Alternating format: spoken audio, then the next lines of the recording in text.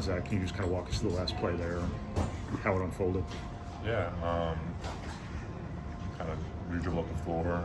Painter drew up a play for me to get the ball in the post. They didn't want to double. They wanted to leave me one-on-one. So I was going to score the ball. In our last few games, they doubled me on the last possession when I touched the ball and I kicked it out, but they didn't. I just tried to go score the ball. It surprised you when you were one-on-one, or that's what they did the whole game? A little bit. I was kind of expecting some type of double, but like you said, they were doing that all game with a kind of one-on-one with the hard scrapes.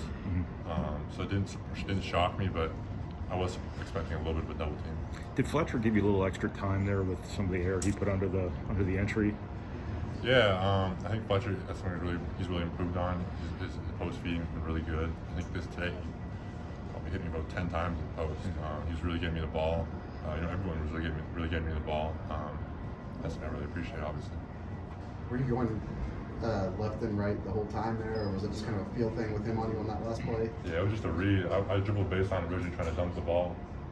Then he kind of felt like he cut me off, and his momentum was going towards the base, so I spun back middle, and then tried to dunk the ball again, but I couldn't do that.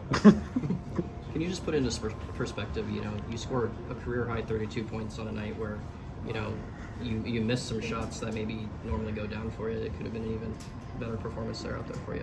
Yeah, I feel like you know the stats and you say I have a good game, but I feel like I really missed a lot of shots that usually go down for me. I think it was getting good shots. That's one thing Payne always says, like, don't get discouraged by taking good shots. I felt like a lot of the shots I was missing were kind of routine hooks for me. I just kept going back to them. Eventually it kind of started falling in the second half, but I feel like I really could have had 40 when routine hooks were going down. What was it like battling Sissoko the entire game? Obviously, he was playing very physical down there next to you. Yeah, I think he's very improved this year. He's always been very physical, even like when playing against the freshman year, sophomore year, this year. He's always been a super physical, pretty strong dude. That's kind of sums up Michigan State in a nutshell. Obviously, everyone knows they're going to come out, they're going to play hard, they're going to kind of push you, they're going to be physical with you. I think he did a good job defending me on some possessions, but he's definitely improved. Can you just speak to? I'm sorry. When you're getting doubled down low, obviously you said it's physical. How are you able to just stay so patient to find the open look? I think I know eventually something's going to open up. When you have two people on the ball, obviously the longer you wait, kind of the more of a pickle it puts the defense in. Obviously we're going to move, we're going to cut. We kind of worked on me getting doubled all off season, all season. It's not something like that's new and unexpected. Just kind of moving and cutting, and eventually someone will be open. I'll find Caleb on a dive. I'll find someone on the kick out three, and then obviously we're really good at playing out of that. I'll find someone on the kick out. They might have a shot, but they'll do one more for a better shot. They'll drive the ball. I think we're really good at playing kind of out of those closeouts and out of those rotations. I know you don't care who scores or who hits the winning bucket, and you've said that numerous times, but it has to feel pretty good for you to get that one, to kind of have that moment for yourself, right? Yeah, it definitely feels good. I mean, everyone wants to hit a game winner. I'd be lying if I said otherwise. Obviously, I'm going to kind of keep sticking with what we're doing. If I had a double, I probably would have kicked it out to Fletch.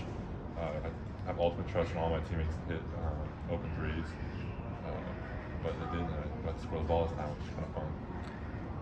Did it ever kind of occur to you how similar this was to the game Travion won up here during the COVID year? Yeah, definitely.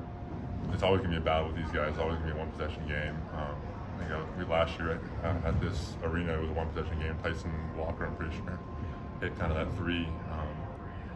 But yeah, it's definitely very similar with Travion hitting the game winner. Just what Fletcher was able to do there down the stretch. You were a true freshman playing a couple of years ago. Can you just kind of put into perspective what you saw from him in those last 5-6 minutes, whatever it was? Yeah, I mean, he's just ultra confident. I think we all kind of know that. We all know he has ultimate trust in himself. We all have ultimate trust in him as well. He kind of hits those one-on-one to give us a lead at the end there. That was pretty huge. And then he just needs to have a knack for making a big play in the big moment. And that was what happened today too.